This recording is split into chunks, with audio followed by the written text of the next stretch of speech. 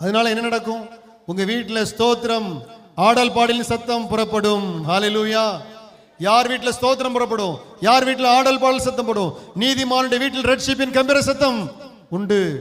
உங்க வீட்டில் இனி ஆடல் பாடல், இள வயது மரணம் இராது. ஆமென். கரங்களை தட்டுவோமா? ஹல்லேலூயா. நீங்கள் ஜெயம் பெறுவர்களாய் மாறுவீர்கள், புதிய எல்லைகள் நுழைவீர்கள்.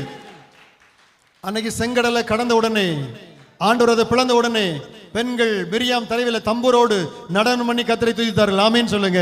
அப்போ நீங்க புதிய வாசல் திறக்கும், நீங்க நடனம் பண்ணி கர்த்தரை துதிப்பீர்கள். ஹல்லேலூயா.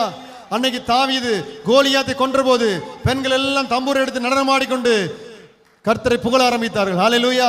வெற்றி மேல் வெற்றியை பெறுவீர்கள், பொல்லாத பிசாசு மீது ஜெயத்தை எடுப்பீர்கள், உங்களை ஒடுக்கினவர்களை நீங்கள் மேற்கொள்வீர்கள், உங்களை சிறுமைப்படுத்துவதை நீங்கள் மேற்கொள்வீர்கள். ஆமென் சொல்லுங்க.